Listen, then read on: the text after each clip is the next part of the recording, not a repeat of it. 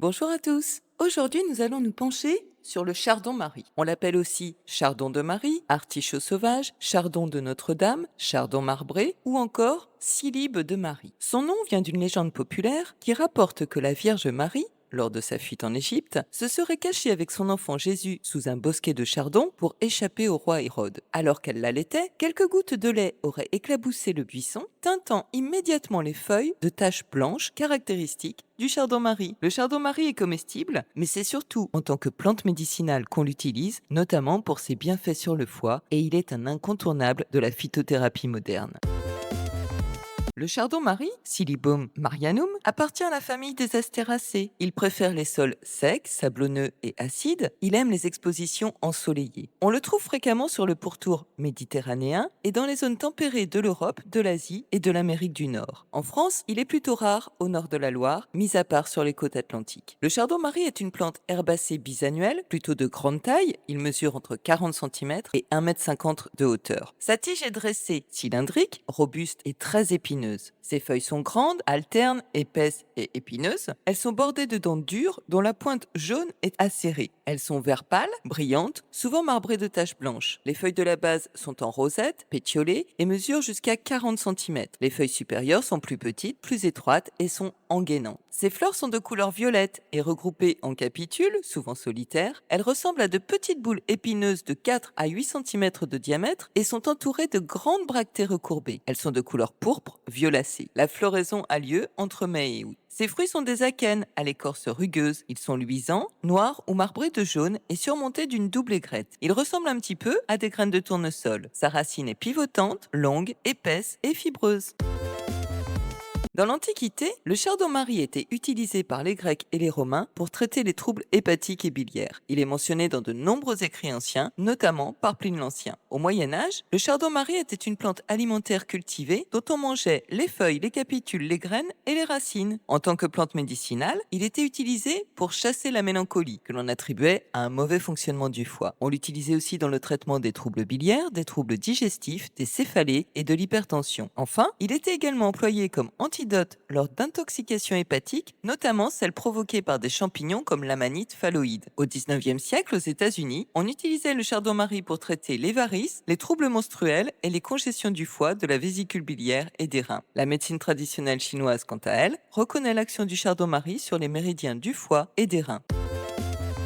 Le chardon-marie a des propriétés hépatoprotectrices grâce à la silimarine qu'il contient, particulièrement dans ses akènes. Il stimule la régénération des cellules du foie et aide à traiter des affections comme la cirrhose, l'hépatite, les calculs biliaires, etc. Le chardon-marie a des propriétés digestives. Il favorise la digestion des lipides en stimulant la sécrétion de bile par le foie et contribue à réduire les sensations de lourdeur digestive, de ballonnement ou de nausée après un repas riche. Le chardon-marie a des propriétés antioxydantes. Il aide à réduire l'oxydation des cellules et protège contre les dommages cellulaires causés par les radicaux libres. Le chardon-marie a des propriétés anti-inflammatoires. Il réduit notamment l'inflammation du foie. Le chardon-marie a des propriétés détoxifiantes. Il est traditionnellement utilisé pour éliminer les toxines accumulées dans le corps, surtout au niveau du foie et des reins. Enfin, le chardon-marie a des propriétés régulatrices de la glycémie, car en favorisant la détoxification hépatique et la régénération cellulaire, il permet au foie de mieux fonctionner et contribue donc à une meilleure régulation de la glycémie. En 2004, l'Organisation mondiale de la santé a reconnu comme cliniquement validé l'usage d'extraits standardisés de chardon-marie comme traitement complémentaire des hépatites aiguës et chroniques provoquées par l'abus d'alcool, de certains médicaments et de substances toxiques. On utilise principalement les akènes du chardon-marie, réduits en poudre, en décoction ou en infusion, mais les extraits standardisés que l'on trouve sous forme de gélules sont d'une utilisation beaucoup plus pratique. Une cure de 3 semaines 2 fois par an, une au printemps et une à l'automne, assure une bonne détoxification du foie. Quelques précautions. Bien que généralement considérée comme sûre, l'utilisation du chardon-marie peut interférer avec certains médicaments, notamment avec les traitements de chimiothérapie, les anticoagulants ou les médicaments affectant le foie. Il est toujours préférable de consulter un médecin avant son utilisation. La prise de chardon-marie est toutefois déconseillée aux femmes enceintes et allaitantes, aux enfants de moins de 18 ans, ainsi qu'aux personnes allergiques aux plantes de la famille des astéracées.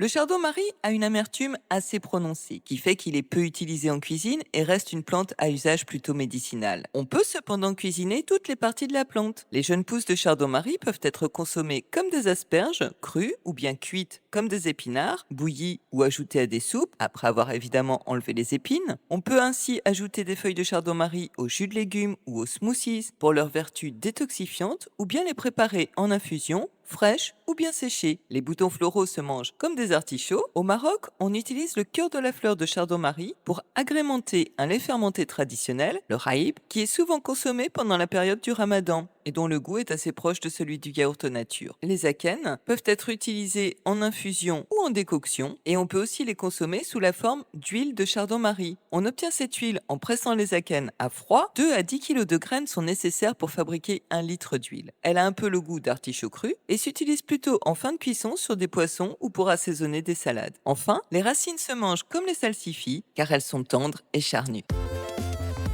Les jeunes feuilles doivent être récoltées tôt, au printemps, avant qu'elles ne deviennent trop coriaces. On récolte les capitules, les boutons floraux en été, lorsqu'ils sont semi-épanouis. Les akènes, eux, se récoltent lorsque les inflorescences sont brunes et sèches et qu'ils commencent à se détacher d'eux-mêmes, généralement à la fin de l'été ou au début de l'automne. On récolte les têtes entières, puis on les met à sécher et une fois secs, les akènes se détachent facilement. On pourra ensuite les utiliser en infusion, en décoction ou sous forme de poudre. Les racines, elles, sont récoltées en automne.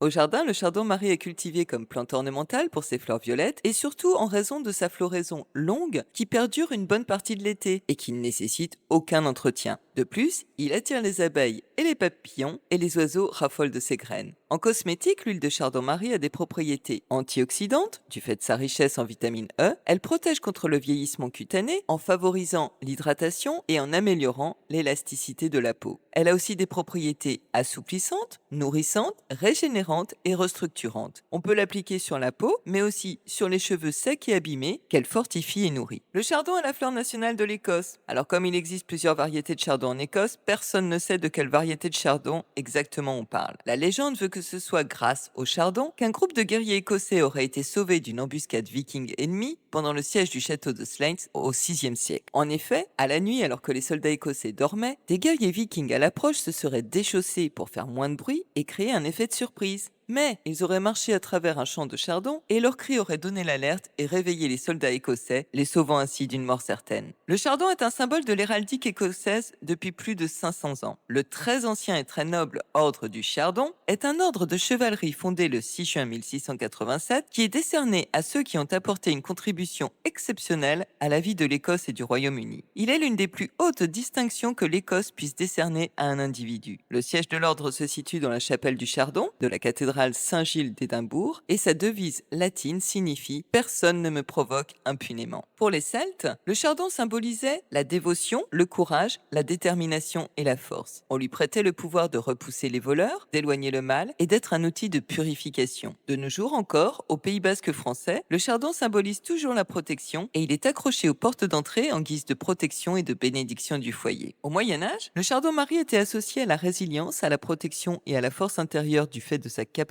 à pousser dans des conditions difficiles et de son caractère épineux, et en tant que plante sacrée et bénéfique, il était souvent utilisé dans les rituels spirituels ou même comme amulette pour éloigner les mauvais esprits et les énergies négatives. Dans la tradition chrétienne, le chardon-marie symbolise la pureté et la bénédiction de la Vierge Marie et il est souvent utilisé lors des prières de guérison spirituelle. Dans le langage des fleurs, le chardon-marie n'est associé à aucune occasion particulière, mais il est souvent employé en arrangement floral car la couleur de ses fleurs rehausse et agrémente joliment les compositions. Comme il symbolise la résilience et la bénédiction, on peut l'inclure dans des compositions offertes à des personnes qui traversent des moments difficiles, en signe de force et d'encouragement.